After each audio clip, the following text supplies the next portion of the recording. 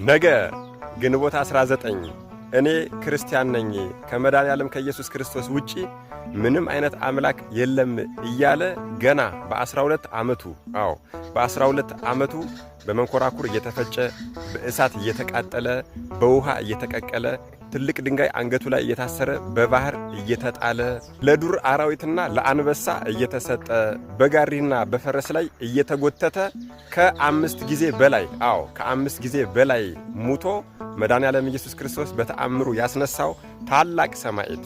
ይህ ቅዱስ የእስክንድሪያ አገር ሰማዕት ሲሆን ወላጆቹ የከበሩ ከቤተ መንግሥት የሆኑ ሰዎች ናቸው።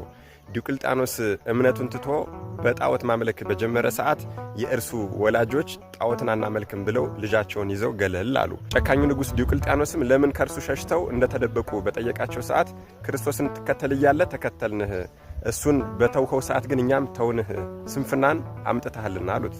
ጨካኙ ንጉሥ ዲዮቅልጥያኖስም ይህንን መልስ በመለሰለት ሰዓት የዚህን ቅዱስ አባት በደላኦን ይባላል፣ እርሱን ወዲያው አንገቱን አስቆርጦ ሲሰይፈው ልጁን ግን 12 ዓመቱ ገና ነበርና እስኪ ምናልባት ሊመለስ ይችላል ብሎ በእስር ቤት እንዲጠብቁት አደረገ። ወገኖቼ ከዚህ በኋላ ያለው የዚህ ቅዱስ ሰማዕት ታሪክማ ምኑ ተዘርዝሮ ይነገራል። ገና በ12 ዓመቱ አባቱ ለክርስትና ሲል አንገቱን ተሰይፎ እንደሞተ ያየና ያወቀ ይሄ ቅዱስ ከጥቂት ቀናት በኋላ የብረት ዛንጀርና ገመድ በአንገቱ አስገብተው ወደ ንጉሱ አስቀረቡት። ንጉሱ ዲዮቅልጥያኖስም ወደ እርሱ ባቀረቡት ጊዜ አልፈራህምን? ልብህስ ለመመለስ አልመከረምን? አለው። ይሄ የ12 ዓመት ታላቅና ቆራጥ ሰማዕት ግን አልፈራሁም፣ እኔ የቀናች ሃይማኖቴን ትቼ ወደ ረከሰች እምነት አልሄድም አለው። ያን ጊዜ ከልብሱ አራቁተው በምሰሶ ላይ አንጠልጥለው ሰቅለው ደሙ እንደ ውሃ እስከሚጨመቅ ድረስ አሰቃዩት። በዚህም ሰዓት የዚህ ቅዱስ እናት የልጇን ደም አንስታ ወደ ንጉሱ ረጨችና አንተ ክፉና ጨካኝ ሰው ነህ፣ ከሰው ፍጥረት ሁሉም እንዳንተ የተረገመ የለም አለችው። እህቱ አፎሚያም ድንጋይ አንስታ ወደ ንጉሱና ወደ መኳንንቶቹ ወረወረች። በዚህም ሰዓት ንጉሱ በመናደድ ሁለቱንም ይዘው ከወገባቸው መሃል ላይ እንዲቆርጧቸው አደረገ። በዚያም ቀን ሰማዕትነትን ተቀበሉ።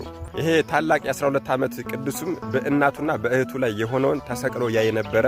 ከእርዚያም በንጉሱ ትእዛዝ አጋደሙትና በወገቡ ላይ ፍህም እሳት አደረጉ። በእስር ደግሞ ሆዱን ቀድደው አንጀቱንና ሙሉ የሆድ ዕቃውን አወጡት። ልክ እንደ ሰማዕቱ እንደ ቅዱስ ጊዮርጊስም ወደ ትልቅ ተራራ ወስደው ጣሉት። አራዊትና አዕዋፍ እንኳን አልነኩትም ነበር።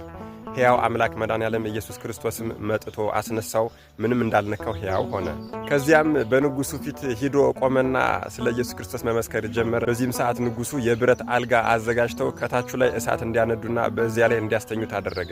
ከአልጋው እታች እሳት እየነደደ በላይ በኩል በመፍጫ መጥተው አንጀቱ እስከሚፈስ ድረስ ፈጩት። በዚህም ሰዓት መድኃኔዓለም ኢየሱስ ክርስቶስ አስነሳው። እንደገናም ደግሞ ከ800 ሰዎች ጋር ደግሞ አምጥተው አሁንም ደግሞ ገደሉት። እንደገና መድኃኔዓለም ኢየሱስ ክርስቶስም አስነሳው። በበሬ ቅርጽ የተሰራ ብረት ውስጥም አስረው በዚያ ዕቃ ውስጥ የተለያዩ ቅመማ ቅመሞችን በላዩም ድኝና ዝፍት የተባሉ ማዕድናትን ጨምረው በእስሩ እሳትን አነደዱ። እርሱንም ከዚያ በሬ ውስጥ አስገብተው አሰሩት።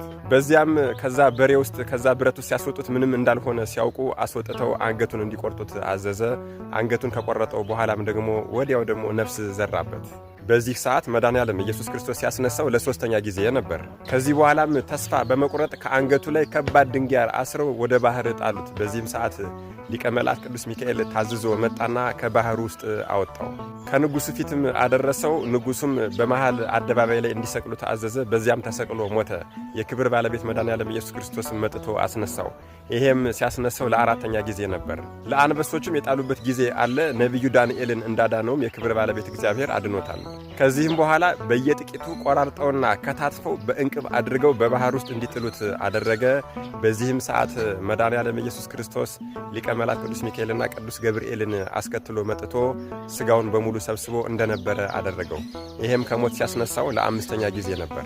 ንጉሡ ዲዮቅልጥያኖስ በአፈረና በተሸማቀቀ ጊዜ እጅና እግሩን አስረው አሰቃይተው የገሉት ዘንድ ወደ ሰሎንቄ አገር ሰደደው። የዚያ የሰሎንቄ አገረ ገዥም ደግሞ ስለዚህ ቅዱስ ድንቅ ሥራ ያውቅ ነበርና ከእርሱ ጋር መደራደርና ርኅራኄን ያደርግ ጀመር። ንጉሡ ዲዮቅልጥያኖስም ይህንን በሰማ ጊዜ ያንን አገረ ገዥ አስመጥቶ አንገቱን አስቆረጠው። መልሶ ይህንን ቅዱስ ግን ወደ እስር ቤት አምጥቶ አስገብቶታል። በዚያ እስር ቤትም ሕሙማንን እየፈወሰ ታላላቅ ድንቆች ተአምራቶችን እያደረገ በሽተኞችን ፈወሰ። በመጨረሻም ግንቦት 19 ቀን ከቀኑ በ6 ሰዓት ከከተማ ውጭ እንዲሰቀል አደረገ።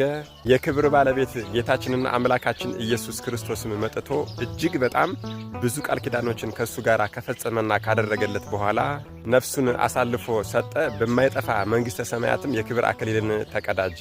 ይህ ገና በልጅነቱ በ12 ዓመቱ የሰማዕትነት ተጋድሎን ጀምሮ ለ12 ዓመታት የማያቋርጥ ተጋድሎን ፈጽሞ በ24 ዓመቱ ሰማዕትነትን የፈጸመው ታላቁ ሰማዕት ኃያል መስተጋድል ቅዱስ ኤስድሮስ ነገ ግንቦት 19 የሰማዕትነት በዓሉ ነው።